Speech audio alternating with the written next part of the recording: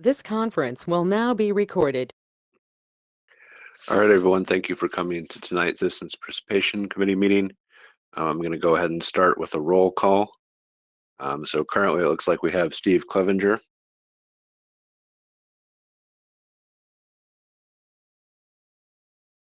Steve, are you still with us?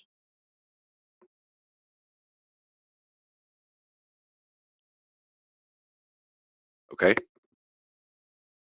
And then we I'm also here. I couldn't get okay. couldn't get unmuted. I clicked it multiple times. Gotcha. I'm present. All right. Thank you, Steve. And then we also have Gene Croshan with us. I'm here. Okay, very good. So the first item of business would be to approve the minutes from the previous meeting. So I guess if one of you wants to make a motion and one of you wants to second, I suppose we technically have enough to do that, since we don't have a quorum for this meeting per se. So moved. I'll second it. All right, we have a motion and a second. We'll go ahead and take a roll call vote. Steve Clevenger, Yes. Gene Croshan. Yes. All right, thank you. The minutes are approved. So with that, we'll go ahead and move on to the content portion of this meeting. We are going to do a little bit of a switch here. So we're going to start with the road safety audit information. And for that, I'm going to turn it over to our Senior Transportation Planner, Doug Pode, and he's going to explain what this effort's all about. So Doug, go ahead whenever you're ready. Okay, thank you, Tim. Good evening, Steve and Jean. I'd like to present this evening a very large project that we completed this past July. And as you see on the screen, we conducted a road safety audit for South Street. And specifically, the portion of South Street that we looked at was between Sagamore Parkway to I-65. A fairly large corridor. If you would then move down, Tim, to page 7. Just kind of give you an idea of the extent of this project. Probably well aware, of course, this is an aerial photo of the east side of Lafayette. As you can see on the left-hand side, Sagamore Parkway, and on the right-hand side, I-65. We did include the intersection of Sagamore Parkway and not Earl Avenue, but we did include the ramp intersections for I-65, both southbound and northbound. It's a very, very big project in terms of looking at crashes. The biggest work that we did, and then I'll go over it in a little bit, was that we actually looked at crash data. And of course, with this, in this large corridor, specifically, we looked at crashes from January 1st of 2016 through July 31st of 2021. So 5 years and 7 months worth of crash data. And kind of give you another idea of then after putting the crash data together, if you could go back to page 4, Tim. We did a few things. One is that to kick off the actual working part of this audit, we held a pre-filled meeting on October 25th of 2023. And there's more details, of course, about this meeting in the report itself, and it's later on. But in essence, the road safety audit used a 3-step process. And the first step here was the audit team, which we invited a large number of people, a number of groups, number of organizations. And we also have it listed who actually participated in the report. We sent them the pertinent crash data and additional data that I'll be covering here in a few minutes. And then with sharing this, we asked them to share their observation and comments. And since it was a large group, and usually we do this at a in person, but since it was a large group, covered a lot of data, we actually did this online. And it was very good.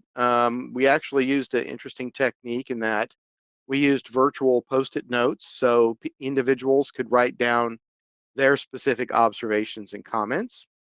And we went through this whole entire corridor. We looked at the individual sections, such as example, what was west of Creasy Lane, what was east of Creasy Lane, and then of course the big elephant in the room, Creasy Lane itself. And later on, page 128, and therefore you don't have to go to this.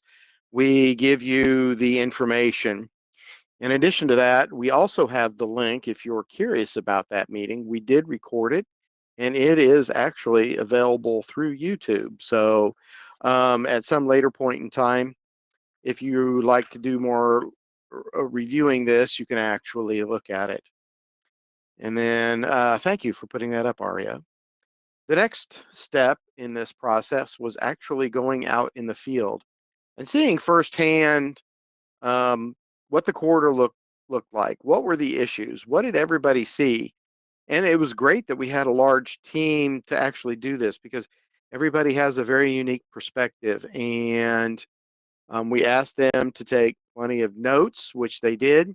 And as you can see throughout the report, we do have various pictures that were recorded during those observations. And then the last meeting that we held was what we call the post-field observations and audit recommendations. And this basically, we gathered the group together and we held a kind of a joint combination between a in-person meeting and then an actual online. So if you couldn't make it, to the actual meeting, it was available online. So we did have people attend both, which was really good. And that meeting was held November 17th of 2023. And the post-field observations, basically what we did was then we started asking those who attended and those who did not, please tell us your observations. And they provided a lot of good observations. Once again, online, we used the Post-it note. And then in person, we actually used the Post-it note as well. And then we reviewed those comments.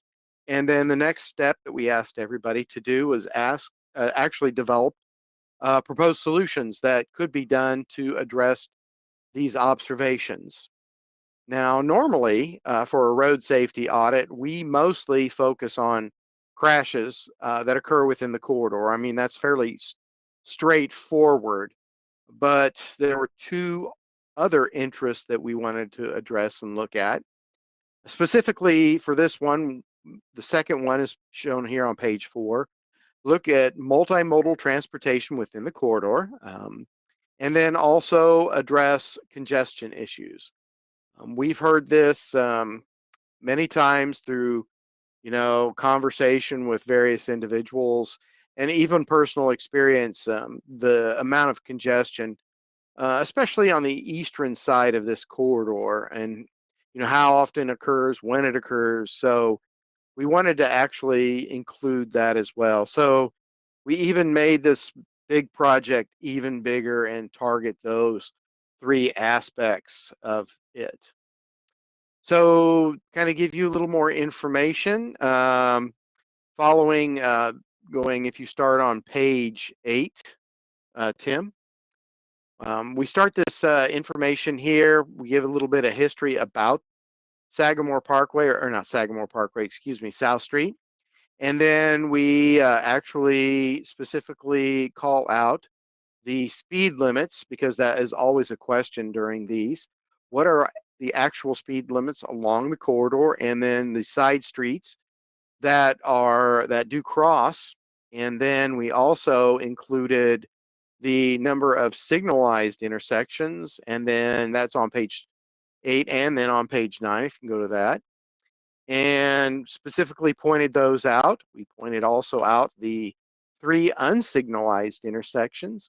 And then also we did mention and want to highlight that there are 13 driveways that access South Street within this corridor. And then we gave some detail about those as well. If you go to page 10, We then actually give the reader a sense of the distance between the signalized intersections and non-signalized intersections and driveways. And as you can see, this is on the western side of it, and the distance between all of these elements. And then following that on page 12, that covers the eastern side. So we give you the distances of those. As you can see, there's a lot more traffic signals on the eastern side than the western side. Another big aspect of this was providing traffic count data. If you could go to page 14, please, Tim. Took count data since there was a specific timeline for the crashes. We wanted to make sure to get apples to apples match, so we took out not the crash data, but the traffic count data for 2018, 2020, and 2021.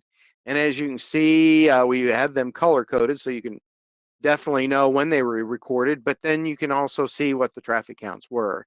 And these were 24-hour seasonally adjusted traffic counts. As you can see here, of course, Sagamore Parkway has a significant amount of traffic, more so just west of I-65. Right west of the interstate, you can see the count there, 32,780 vehicles. And then as you head further to the west, it actually drops. And then just east of Sagamore Parkway is a little over 19,000 vehicles today. We have seen traffic counts along this corridor that were much higher. I did see at one time years back that 32,000 actually did surpass 40,000 at one time. So a very heavily traveled corridor within the eastern part of the city. In addition to that, we wanted to specifically look at what kind of amenities there are for pedestrians and bicyclists. If you go to page 16, please. We have a map here that shows, if you see in red, those are the trails that are in this area. Of course, the yellow or goldenrod color are the sidewalks. And then we have blue lines that represent bike lanes. And then just so that we wanted to, again, highlight this, the green dots are bus stops, because this was another important aspect of this multimodal look that we wanted to do. And then speaking of bus stops, we did include bus stop information. If you can go to page 18. And it shows here the 3 routes that go in this area. Those are the black lines. We have route number 7. We have route 1A and 17. I would like to specifically point that does travel the corridor, basically from 36th Street all the way out to Meyer. 1A crosses the corridor on Creasy Lane. And then route 9 only is in the corridor there at Sagamore Parkway and then west of Sagamore Parkway on South Street. Of course, the black dots do represent bus stops. And to kind of give you an idea of how often people ride the bus and get on and off these stops, or what we call boardings and alightnings, the following page 19, if you could go to that, please. That actually is information by a bus stop. You have the route, and then you have the specific location, more detailed information about the location, the number of boardings where people actually get on the bus, the lightnings where people get off, the total. And as you can see, the date of this was from January 1st, 2023 to August 31st of 2023. For that time period, there was a total of 87,619 passengers that boarded and deboarded the bus at these bus stops within this corridor. So, and then of course, on the bottom of that, you can see the bus route information, in terms of when it operates, during the week, Monday through Friday, and then information about Saturday and Sunday. Going on, another key element that, What we've heard over the years is that street lighting needs to be addressed. So we did have a map here, figure 8, that shows where the street lights are located. As you can see, there are a lot um, west of the corridor at Sagamore Parkway, and those were added with the construction of that intersection and Sagamore Parkway. And then, of course, you'll notice there are a lot on the east side of the corridor, both east and west of I-65. And again, those were added when NDOT reconstructed and improved those portions of State Road 26 or South Street.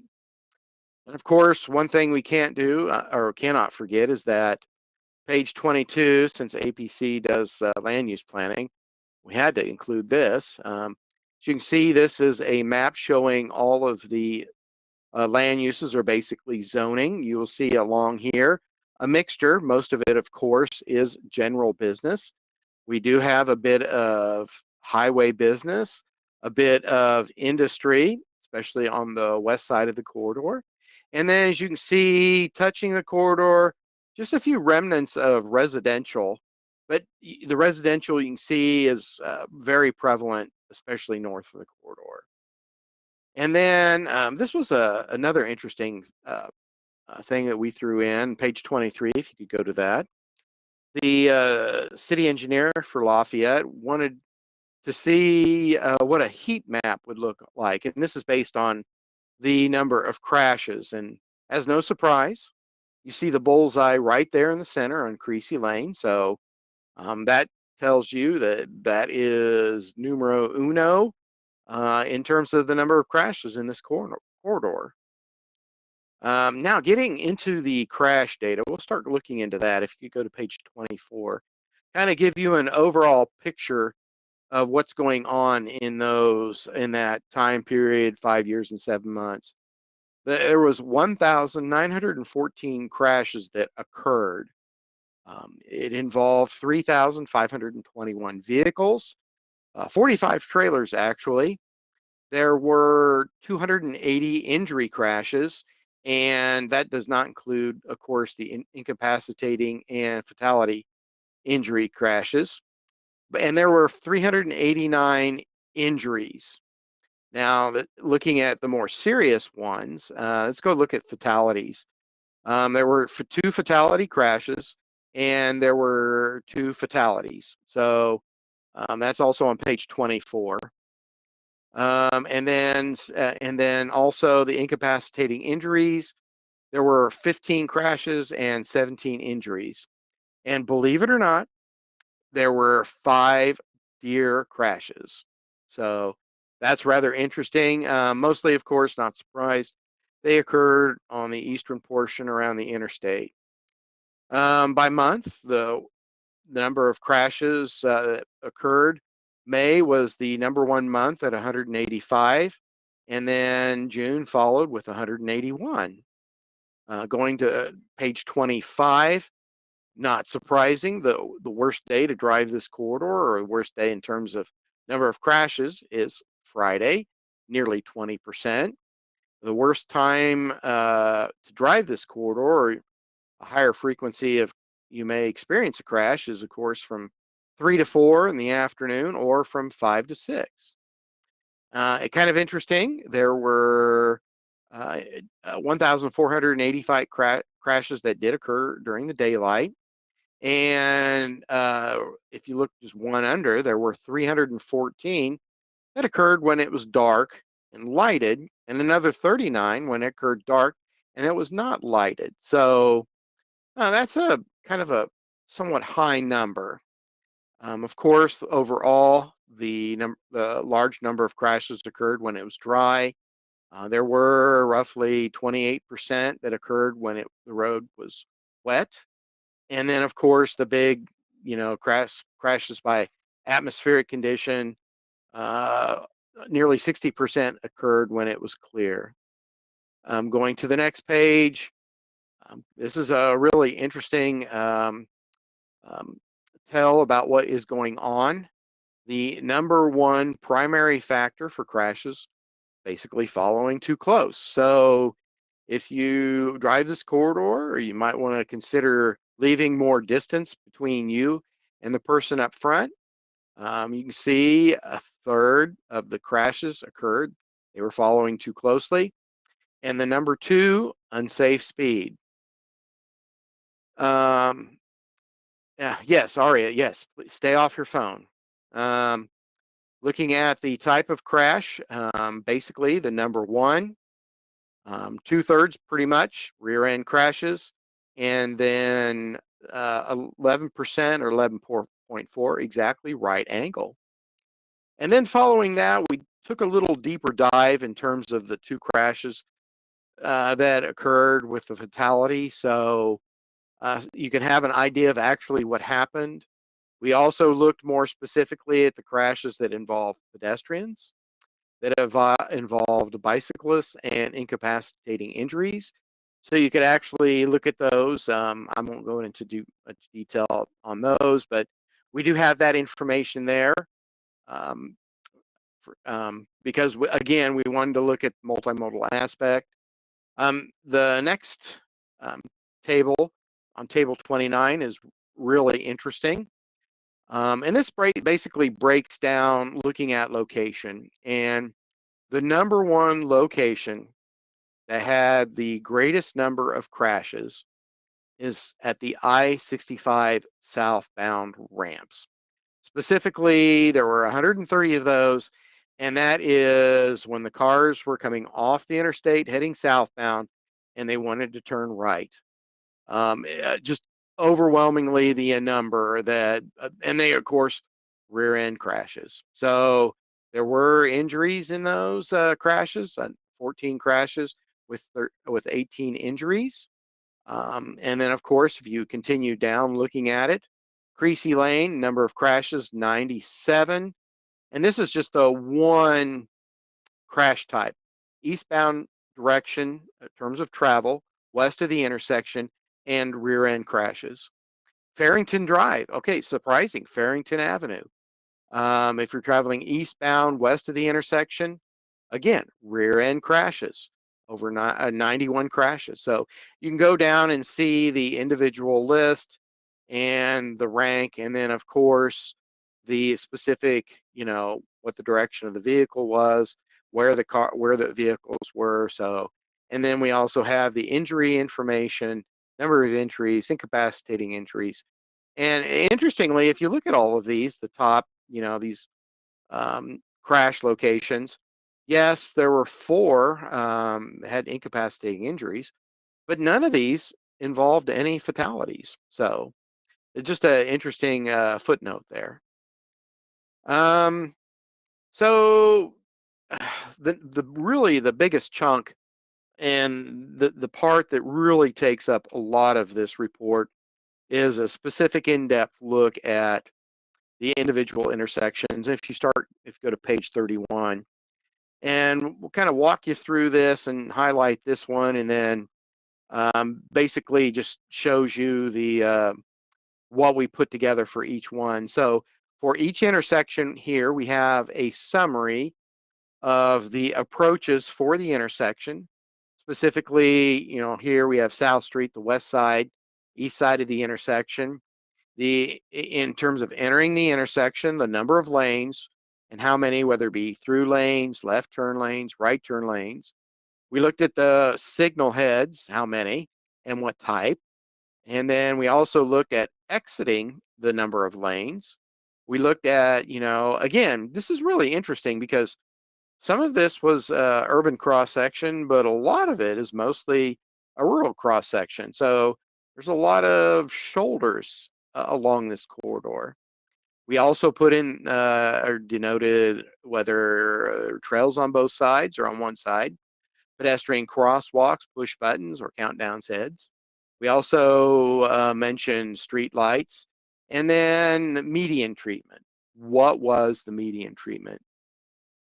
The next page, page 32, wanted to kind of give you an idea of what that intersection looked like. Here is an aerial photo of it. You can see, specifically the cars and land use, number of lanes. You can also see sidewalks and trails. And then going on to 33, We also provided pictures of the intersection, kind of give you a visual idea of what it looks like. And then for each intersection, we actually included the crash data.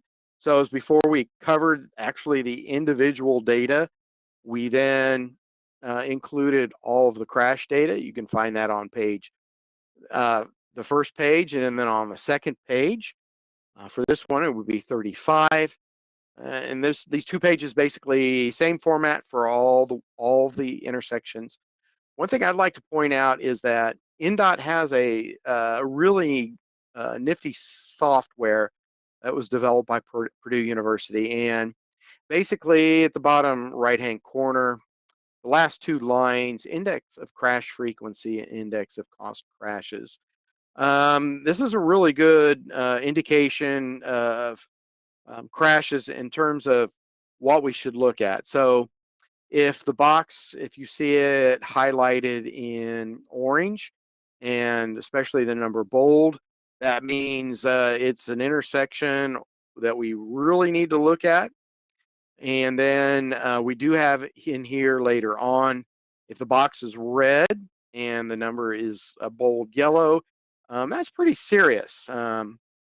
Yeah, for example, the first one, the index of crash frequency, that measures the difference between expected and reported number of crashes divided by the standard deviation of the difference in the estimate. That's a lot. So anyway, the bottom number for that one, and then also the cost, the crash cost, we wanted to include those because what we're hoping is that the city of Lafayette will use this as a jump point and seek out specifically safety funds to target improvements in this corridor. So we included this specifically. NDOT wants to see this data. Going on the next page, it will be 36. This is actually the crash diagram by the intersection. And boy, it looks like a lot of ants going everywhere. And this is actually shows all of the individual movements, specifically the crashes. There's a lot of rear ends. There's a lot of right, left-hand turns. I mean, it's just all over the road. We did break the crash data down a little bit following that, and we do have some information there. For example, the numbers. The first number is the number of crashes. Second number of injury crashes, and the third, the number of injuries. And then we also included, if there's a number highlighted in, what goldenrod, in red, number of incapacitating injuries and the number of fatalities. So that if there's a specific movement we wanted to look at, that definitely highlights that. And that basically is what we did for each intersection. So a lot of work went into putting this together. I'm going to take you to probably the question that you're thinking is, okay, we know that the worst intersection is Creasy Lane. So maybe if we should scroll down to that one, and let's look at the crash diagram. And that is on page 79.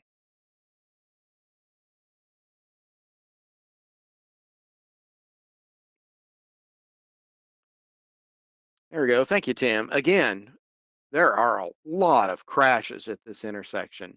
No fatalities. There were some incapacitating injuries. As you see, there were 3 there, but there were a lot of different crashes. And a couple of the numbers I would like to point out. Again, if you look at, let's say, South Street on going east, just west of the intersection, there's a line that has 2 arrowheads going the same way, and underneath that, the number starts at 97. 97 crashes, and those are rear end crashes. So approaching the intersection, heading east, 97 rear end crashes. Conversely, if you look at South Street on the other side of the intersection heading west, Rear end crashes, a large number, not as many, 50. You do see on the south side the same format to align with two arrowheads. There were 39. And interestingly, if you look on the approach on the north side, vehicles turning, making left turns, you'll see there are a lot of different types of left turning crashes. So basically, we had to just put numbers or letters and then put the information out to the side. But again, this intersection does have a lot of crashes, and it does have fairly high ICF or ICC data or numbers, but it's not the worst in terms of looking at that. Um, Basically, okay, the worst intersection in terms of index of crash frequency, and if you go down to page 84, this is actually the intersection at Eastland Drive. The crash data, if you look at that, it had an index crash number of 6.28. Excuse me, and this is significantly high. Kind of interesting though, this is not the one that had the largest number. If you look at the crash data, yes, there were a lot of crashes, 149, but this one came out to be probably one serious enough that it should be looked at separately. So anyway, I'll go to one more I'd like to point out, and that's taking us down a bit. And I'd like to look at the I-65 southbound crash, which is on page 117. Yay, there we are. As I pointed out earlier, the one single location that had the largest, greatest number of crashes. And as you can see, coming off the ramp, off interstate, 130 cars, rear end crashes. 130. Definitely, there needs to be something done at this. We did report this to NDOT. I do not know if they are looking at this or have been looking at it, but that is something very serious. As you can see, also, we have a deer crash here. That is the one on South Street going in the east direction right there at the very far right. Another kind of interesting thing I'd like to point out is the next on page 123, the other I-65 ramp intersection. And this is still, I'm trying to figure this one out. But if you look at the median that's in the intersection, there were 26 crashes where the vehicle actually just ran right into the median. 26. Not exactly sure why. That should be looked at. But anyway, that is a fairly significant number. But it's, something like this is where you see, oh yeah, we really need to look at this. What's going on here? So this is going to give the NDOT engineers who look at crash data, some heads up in terms of what they should look at, or at least start looking at. We also included crashes that are outside of intersections, and then just for clarification, what we called an intersection was 250 feet away from the basically stop bar. So there were an actual number of intersect or crashes outside of that, and it's on page 127 is the crash data. As you can see, most of them occurred east and west of Creasy Lane, and then also just a bit to the east. As you can see, we did have one there that involved a bicyclist. So we went through and covered a lot of this crash data, a lot of data. Page 128 starts the information regarding our pre-filled meeting. And this is broken down by various different locations. As you can see, if you go scroll through it, we also have some multimodal infrastructure comments, traffic congestion.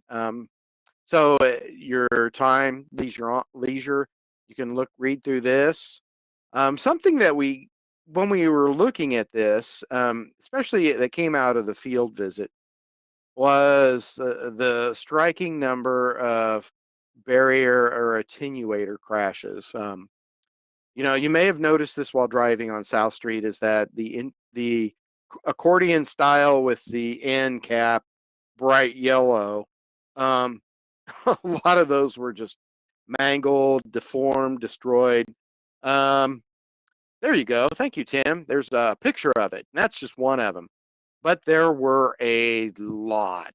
So we just decided, and this is not typically a normal thing that we do for a road safety audit, is that we actually pulled out, since we have the data already there, looked at just those attenuator crashes.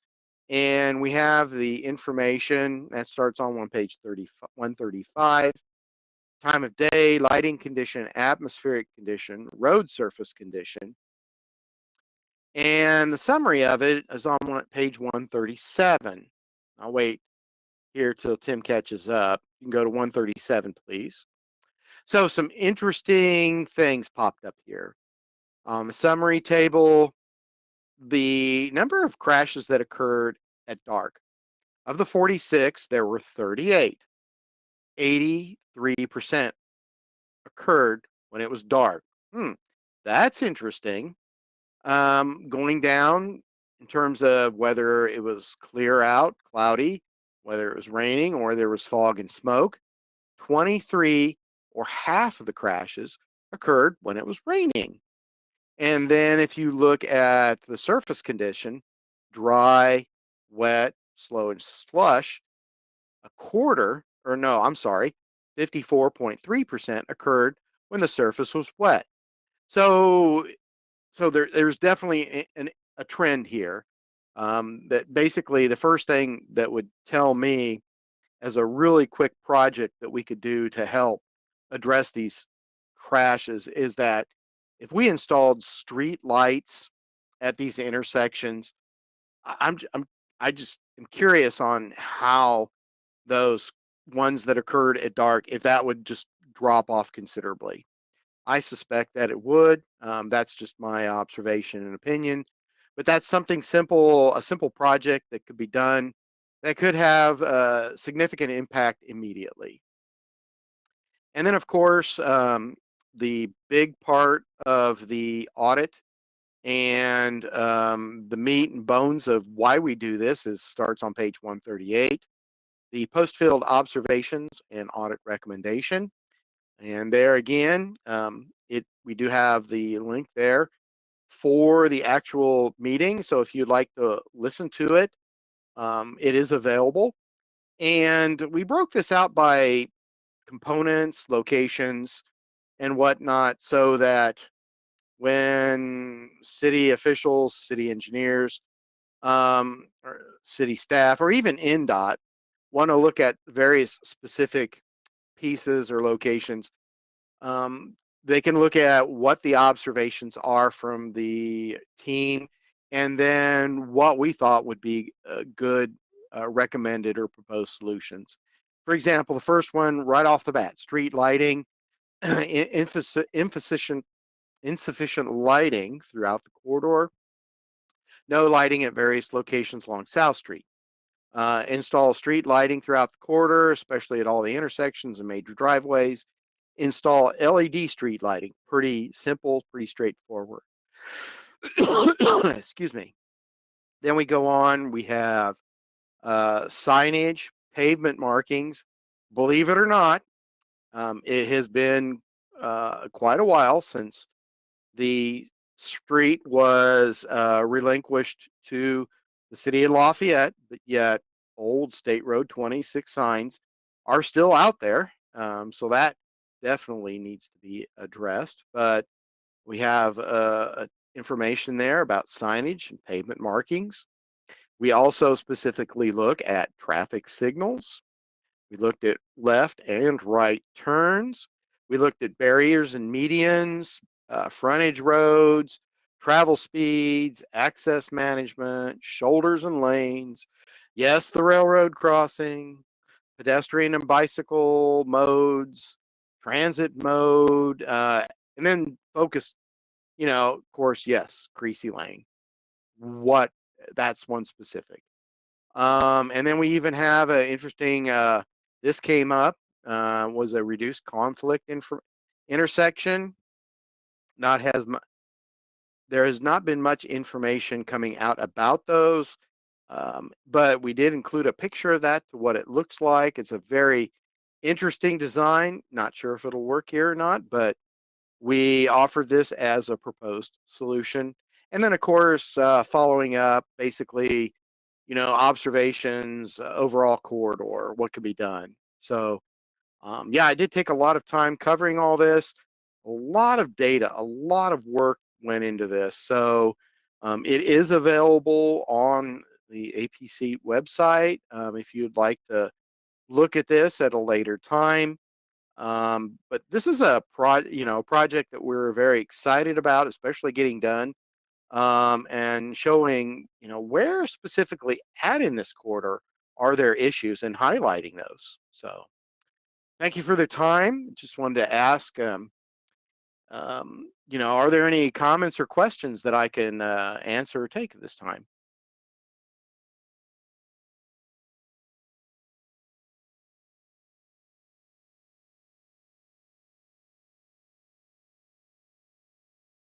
I know the online stream is a minute or so behind, so if we don't have any comments from the committee, we would take some of those too, if there are any. Yeah, and I was I'd gonna say like. it's very Oh, interesting. thank you, Steve. That's always a corridor that's I know has caused many headaches.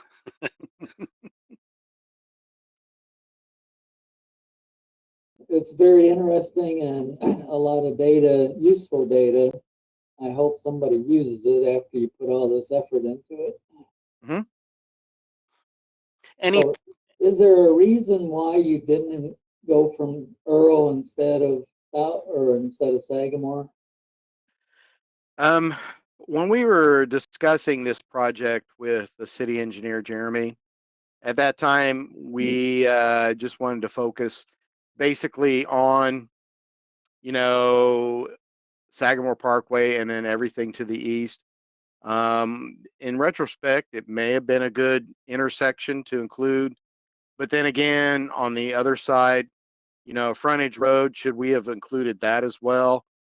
So, we could have went even further, but we decided to basically just frame it around, Sagamore Parkway and I-65. That is definitely the most heavily traveled section of it. So, Correct. any plans at looking to add anything like sidewalks or trails? I know there's sidewalks there, around the area where it was widened by the interstate, but Well, I do have some good news. The city of Lafayette did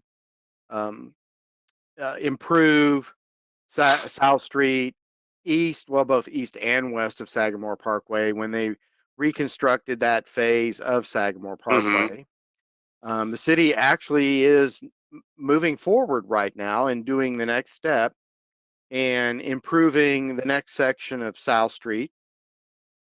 And unfortunately, it's not going to be that large of an improvement. Basically, they're focusing on improving both east and or both west to the improvements that have been done, and then a bit to the east. I think to the just past the post office, if I remember correct. Reconstructing that section, and in that project, I have been told that the city will construct trails on both sides of South Street. I do know that Jeremy, our city engineer for Lafayette, is very interested and very He basically wants to address these issues with pedestrians and bicyclists, and because not only we're talking about pedestrians and bicyclists, but also transit patrons as well. So Mm-hmm. want to make sure that in addition to improving the amenities for people to walking along the corridor, but also to safely get to the bus stops, both on the north side and south side of the road. And then also, in addition to that, crossing South Street. That was a big issue. Hmm. I believe a lot of it isn't it a rural cross section right now in that That is area. correct. That is correct. Would they convert it to urban then when they did that, or they do those improvements? For this next improvement, basically at the railroad crossing, that will be an urban design. I foresee eventually this becoming an urban road or an urban cross section. But I would not be surprised if the project would start today to do the entire corridor. My guesstimate would be like $30 to $40 million. Yeah, big price tag. Mm-hmm. I'm assuming that in this area there'd be no additional travel lanes, just a reconstruction. Excuse me. I'm getting a little hoarse. I'm sorry, what, Steve? There would be no. I'm assuming that there would be no additional travel lanes. It'd just be a reconstruction and urbanization. Um, that's a good question. I suspect you're correct. I suspect another thing that would be looked at, and I'm sorry, apologize for my voice. They probably would look at what we call backage roads. Mm-hmm. So you have connections behind the land uses. And then also something I hope they seriously consider is removing traffic signals, especially on the eastern side. That's where you have a lot of the congestion. Yeah, I mean, if you could create those roads, behind the land uses, and then reduce the number of actual intersections and allow people to, be a true thoroughfare rather than a stopping at every intersection. That would Yes, definitely improve traffic flow. yes, you are so correct. Hmm. And the other thing would be to just get some of this traffic off of this road by having alternatives. Right now, there are basically no alternatives to this road. Hmm. Hmm. I One thing I'd like to mention is kind of interesting that earlier in the presentation, I commented that the traffic count was, at least I've seen it, a lot higher, over 40,000 on South Street, just west of the interstate. That basically occurred before McCarty Lane was fully built out. So I suspect um, the traffic counts, if we did a comparison before McCarty Lane was fully constructed all the way to 26, to right now, we would probably see in that corridor um, much larger traffic counts. I know there was talks about possibly creating an interchange at McCarty with 65. Has that progressed any? Yes, it is moving forward. The city has hired an engineering firm, and the first step is to look at basically the feasibility of it. And then, in addition to that, there are criteria for a new interchange, and there is a process, and it is actually not dictated on a state level, but on a national federal highway level. So when we get further into the looking at whether it's feasible or not, the federal highway staff here in the Indiana will not be making that decision. It'll be actually made in Washington, D.C. So it is moving forward. I guess something else, if that does happen, it might be nice to look at, is there a possibility of connecting South Street with McCarty, not necessarily directly beside the interstate, but kind of create a frontage road that kind of goes between the two as kind of an access road too. Might be able to develop off that as well. We're already ahead of you there, Steve. You are Um, okay. you know the big area, between South Street, McCarty, Yep. Park East, and the interstate. Yep. We already have laid out roads both going north, south, and then also east and west to break up those large super blocks. Okay. So that will give options to drivers or vehicles or even pedestrians or cyclists who want to get to the various locations, land uses along South Street. So It's been a long time since I've looked at the long range plan. yeah.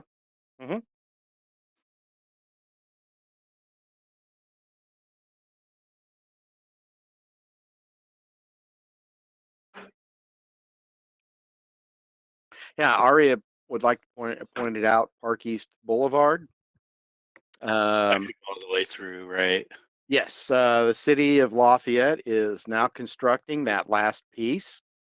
When that construction is done, you will be able to travel from South Street all the way to State Road 38 on Park East.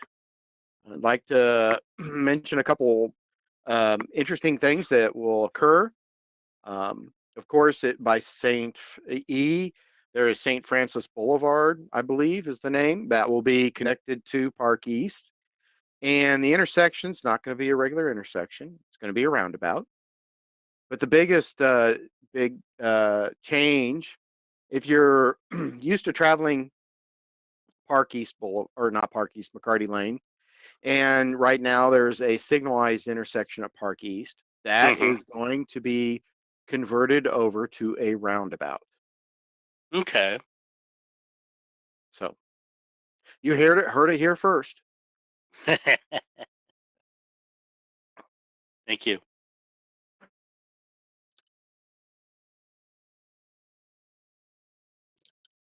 Okay. Well, I think looks like we don't have any comments from this stream, and it sounds like we did get some pretty good comments and questions, of course, from our committee. So we do appreciate all your participation in this. I do just want to really reiterate how much work went into this. This was a multi-year project. Now, of course, we have other responsibilities we have to do as the staff, and a lot of this was just Doug taking up his spare time between other projects to kind of knock it out piece by piece. But I think the final product really ended up as a fantastic project, and it's something that we hope we can use, which kind of transitions us actually into our next item on the agenda, which is the Safe Streets for All Safety Action Plan. So what this is just to kind of remind everyone, we have mentioned this before, but this is a federal program under the most recent legislation where you can eventually apply for money for transportation projects. And in order to do that, you have to have what they call a safety action plan, which has to have certain pieces of information in it. So in order to meet those requirements for this type of plan, we hired a consulting firm and worked with them on this, including a lot of staff time went into this as well. But kind of what I'm showing right now is one of the key graphics from this. So the red roads that you see all highlighted here are what we call our high injury network. So this is essentially the places in the community where there are a lot of not only crashes, but crashes that result in injuries or fatalities. There's some math that went into calculating all of this. I won't get too much into the weeds on that.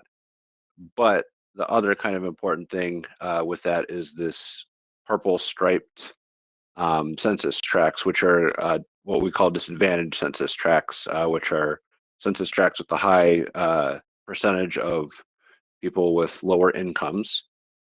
And that's kind of key information when trying to determine what sort of project we might apply for funding for. And so this is one of the reasons why I wanted to pair this item with the South Street discussion, is because we are looking at applying for some of the federal funding, grant funding that's available specifically for South Street. We're not quite sure exactly how much of that we can do. As Doug talked about, this is going to be a very, very expensive project, even to get from Sagamore to 65. So we're not quite sure how much funding would be available through this program and how much of a kind of match funding that we could get from the city, because as with many federal dollars, the federal dollars can only pay for up to 80% of the project. So the city would have to come up with 20% of it, which is a pretty significant chunk. Although it is nice to get that value with the 80% from the federal money. So we're going to have to sort through some of those conversations, but I did want to let everyone know that this Safe Streets for All report is complete. It is also posted on our website as well, and we are going to be using that to put in an application for funds for a project somewhere along South Street. So just wanted to let everyone know that that's kind of where we're going with this, and certainly we'll be using some of the information from the safety audit that Doug presented as part of our grant application to try to make the case that federal dollars would be well used in this area. So with that, I would take any questions about the Safe Streets for All Safety Action Plan. I know I kind of ran through that pretty quickly, but if there are any questions, either from the committee or on stream, I would take those this time.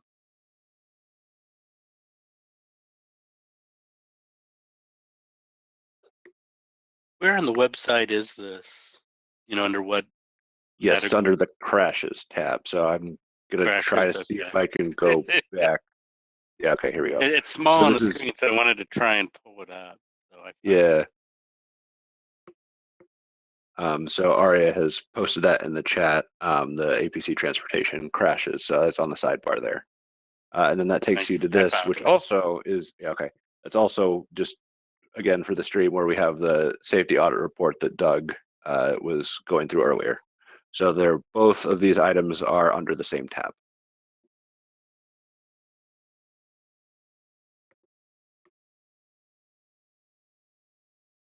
It looks like we don't have any maps. Oh. Yes, they're I think a pretty good tool for visualizing, especially the one Doug showed where it had kind of the what looked like a bullseye on Creasy Lane. Yeah. Yeah. There's a nice one on the Safe Streets one. Yes. Yes, and I would like to credit our staff for putting together, that is, so we did partner with a consultant, but we did a lot of the work in terms of the data number crunching and mapping. So Aria from our staff also did a lot of work on this as well. And again, I think it turned out really well. So.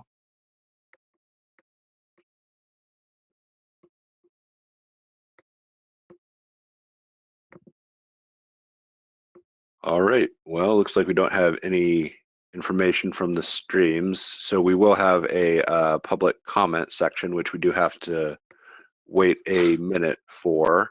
But while we are waiting for that minute for the stream to catch up with us, I would like to point out that we do have one more meeting within this calendar year, and that will be in 3 months on December 11th. It will be at the same time. It will be virtual again, as this one is and all of ours are, and we will likely be starting to discuss some of the information about the next update to our transportation improvement program, which is a short range planning document that we update every 2 years. So look forward to that, as well as potentially some discussion of another safety audit we did along Robinson Street. that's another comment I noticed when I went to get online. The event popped up twice. Once was from like March. I think somebody must have sent one out for all 4 events, and it has a link. It has a different link to it. So might want to, when you send out the new meeting or the Outlook meeting, you might make sure that the old one is deleted so that people aren't trying to get to that old GoToMeeting link from that first meeting. Yes, thank you. That's a good point. We will look into that. Doug and I had a brief issue with that as well that caused some internal confusion. So you aren't the only one, but yeah, we're going to see if we can delete that old reoccurring link, which, as you said, is a dead link that takes you to nothing. Yeah, I had to look at the dates as to when they were sent out to know which one. Well, which one do I go to? And I think Yeah. at the last meeting, I actually pulled up the wrong one too. So so I was late to the meeting because I pulled up the wrong one. Yes, we'll definitely see if we can clean that up to avoid any further confusion. So, but thank you. That's a good point, Steve. Okay, are there any other public comments before we adjourn? I do have a question about the new trail that they have on Sagamore Parkway, crossing the river. Yes. I guess one of the things I noticed is that there's no drainage, that they actually angled the road so that the drainage all flows towards the center of the road. Yes, I don't. Rather than putting any type of gutters in between the road and the curb, or there at the curb. It looks like they're forcing all the water, so hopefully that works out. And also, are they lowering the speed limit at the bottom of the bridge to 45 up till Duncan Road from Yes. So to answer your first or your second question first, yes, they are lowering the speed limit to 45. That is the current plan is to take that down to 45. Yes. And as Okay. far as the drainage issue, I know that is something that's an ongoing conversation. There are some potential plans for future projects that will include increasing the drainage capacity along Sagamore Parkway. Those conversations are ongoing. And as you can imagine, that would be fairly expensive. So there isn't necessarily a timeline currently for that work, but it is something that we've been in some conversations with NDOT about. And we hope Okay. to have some of that information at some public meetings for West Lafayette residents and people that travel along that corridor on the west side as well. So it is an ongoing conversation. I guess that's really all I can say at this point. I feel like I'm kind of repeating myself by saying that, but yeah, it is something we're looking into. I can see that Lafayette creating a speed trap right there at the bottom of the hill.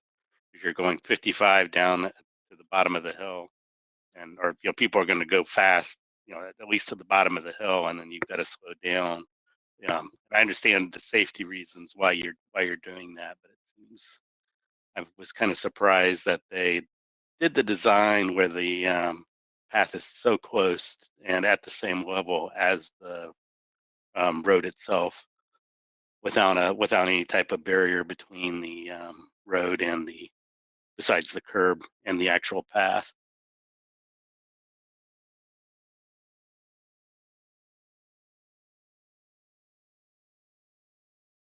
Yeah. So just a comment. Right. I again don't want to speak for West Lafayette or NDOT on either of those items. So just thank you for noting that.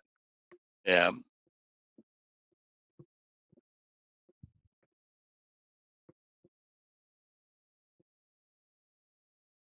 All right, then if there are no further comments or questions, I see there's nothing on Facebook and YouTube on the streams. Thank you, Aria. We can go ahead and be adjourned. So thank you everyone for your time this evening. And I raised my hand. Can you hear me? This is Deanna. oh, yes, Deanna, sorry, I did not realize that you had, please go ahead. Yeah, it's just a quick question. Excellent report. Thank you for the update.